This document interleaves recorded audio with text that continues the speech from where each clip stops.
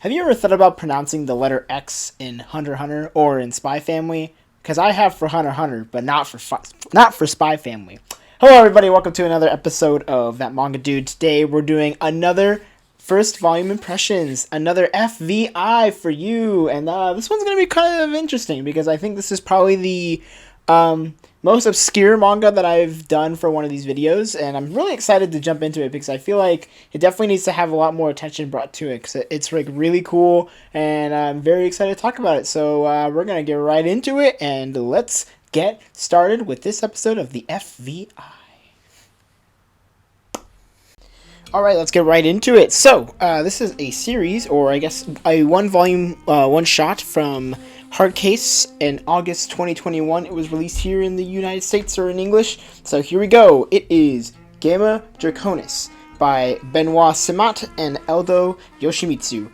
So this is a pretty cool one-shot, and what I'm going to go into first is like how Eldo Yoshimizu is. So his work has been published already in the United States and in English by Hardcase, and the series is called Ryuko. It's a 2-volume series. Very fun, very interesting. The art's really nice, and kind of follows like in the same vein as this one here. So Benois Simmat is the writer here, and Eldo Yoshimizu does the art. And so let's get started with the cover and the spine. So as you can see, the cover is awesome. I really love how like the red pops out with the black, and just overall, just like it gives you enough information about what's going on, but also it keeps you in the dark about a variety of things, and that's something I really enjoy about one-shot covers, if they can pull that off. So that's really cool. Spine's also really cool. You got a really nice font for the title, and with the black and the white and the red, it just really pops out. And the Hardcase logo is actually really cool, so I'm glad that they have that there. And then on the back, they use a really nice complementary scheme for the colors. They have green and red, which I prefer, and a nice picture of the main character. So yeah, overall this is a really nice cover and spine. So let's go into the characters now. So there are 2 characters I'm going to talk about because I feel like if I talk about any more of them, it'll kind of be spoilers for the story, and I'd rather avoid doing that. But the main character here is Aiko Moriyama. She's cool and collected, witty and smart. She's kind of like a really awesome character because she's like super smart, but also she shows weakness within herself as like character, and we kind of like get to see her grow throughout the story. She's skilled in martial arts, which is a part of her character that I feel like it doesn't get shown too much, and I kind of wish they either didn't talk about it at all, really, or like fleshed out a little bit more, because I feel like it's just kind of there for like a set piece, but not really used to its fullest, I would say. Of course, it's not really like the important like part of the story, but it is something that, like, you know, if you bring it up, you kind of have to, or you don't have to use it, but I would prefer if you did. So that is one thing that I would critique. But in terms of her character in the story, she's studying religious art as like a front, but she's actually trying to research European occultism and how it like compares and contrasts with her background, which is Japanese occultism. So that's really cool. And it's, as you go throughout the story, it obviously develops into like this crazy cult thing, which I will talk about during the story portion, but let's just say that that part of the character is really cool, and you actually can learn some pretty interesting stuff that I never really thought about, but it like kind of makes sense in retrospect. So yeah, that's really neat. Now, the other main character, or I would say the other character that gets talked about a lot that isn't a villain, is Jan, or Jane. I don't know how to say her name, I'm so sorry, but it's going to be this lady here. She's currently undergoing a confidential investigation about this like company that seems to be doing some really shady stuff, so she's just trying to figure it out. She's very much a skeptic, so she doesn't really believe in like spirits and ghosts and like the occult like our main character does. So it's a really nice contrast to have her as like kind of like the logical one, or however you want to call it. However, she is in the wrong, just as like a minor spoiler. But yeah, there is yeah, she's just overall just a genuinely cool character. She's very strong, she's very smart, and she really knows how to interrogate people, but like not in like a negative way. And I think her impact on the story is also very important, because they are friends from school, so that's like really cool to see them kind of like bounce off of each other. And then overall, I would say the villain cast is also very good, but I'm not going to really talk about them because yeah, it's kind of part of the story. So let's just say that the main villains are very good at being evil. Is the best way to put it. Alright, so let's jump right into the story. So the story is, like I mentioned before, it's about occultism and about cults in general and all that kind of stuff. But basically, there's this older dude who runs a company who's trying to figure out a way to become immortal. And that is through this item called the Mirror of John Dee, which this is not spoilers because this happens in like the first like 20 pages of the volume. So this mirror has a way of like opening a portal to another world, or like at least that's what they think. So they're trying to figure out how to use that portal to discover how to become immortal. So this ties in with Aiko because Aiko is studying like I said, studying European occultism, but she also has a background in Japanese occultism with her family being the Moriyama family, who has like some kind of connection to all this cult stuff, which is discussed later in the series, or later in the volume, so that's really cool. And I think like the way that that Aiko and her kind of like life is connected to the shady organization is also very interesting. So it kind of really ties itself well together. I think the story plays out not exactly how you would think it would, so that's cool. I think it really like subverts expectations in that kind of aspect. I do think some of the mysteries are very much solved by the end of the volume, so that's really cool and something I prefer. I don't like it when questions get unanswered unless like that's the point. So the questions that do get unanswered are actually like fine here, and then the answers that do get answered, or the questions that are proposed do get answered I would say in a decent way, so that's really awesome. So overall, yeah, the story, the writing is very good. I think Benois Simmat is a very good writer, and I think Eldo Yoshimizu really pulls out the writing in such a great way with his art, which we're going to be talking about next.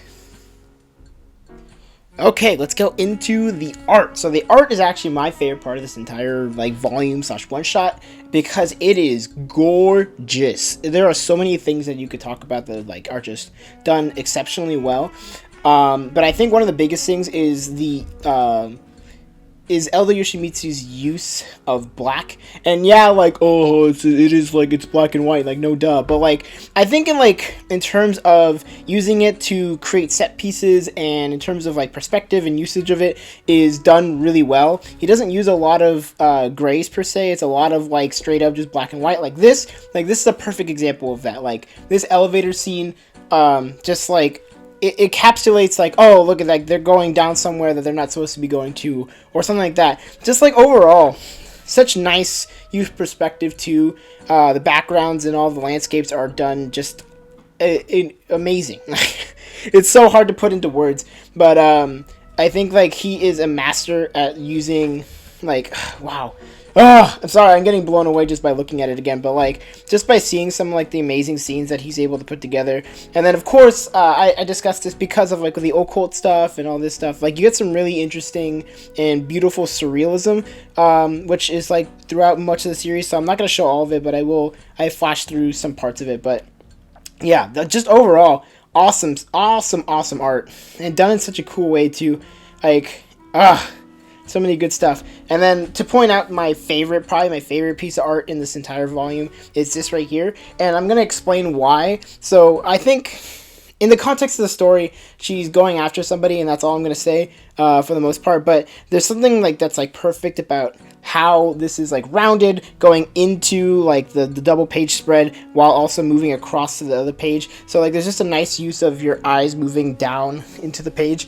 And then her being like completely white except for her dress and her shoes, and then is popping out perfectly with like the background being almost completely black. The like illumination from her phone on the bricks is just like it's done so well. This is an amazing like concept, and I wouldn't say like it's like hard to do per se, but to do it in such a smart way, using like taking advantage of the book format, and it's just, oh man, absolutely mind-blowing. So overall, this art is fantastic. Eldo Yoshimizu is like fantastic in terms of the line art and line quality, using character designs and like awesome outfits. Just overall, like so many good things about it.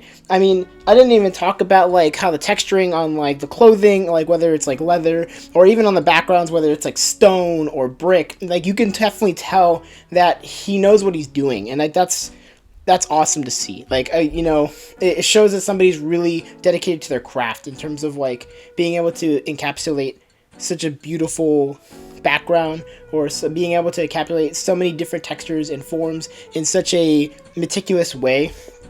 And being able to see that as a viewer or as a consumer of manga, like, that's awesome. So I'm really happy with the art. And if you guys get the chance, you should check out the rest of Eldo Yoshimizu's work, because I think he's a fantastic artist. So yeah, give it a chance if you ever do see it.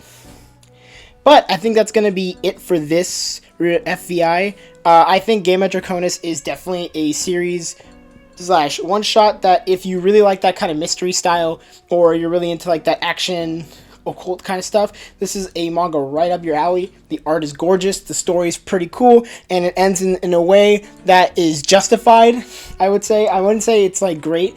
It depends on who you talk to. I would say the ending is very subjective. Some people would say it's some people would probably say that it ends kind of abruptly, but in my opinion, I think it ends in a very interesting way. It kind of is like, ooh, leaves a little bit of that mystery still there, which is interesting. So yeah, if you like any kind of like mystery, occult, action, or you just want to see some really fantastic art for like 300 plus pages, then yeah, pick up Gamma Draconis yesterday.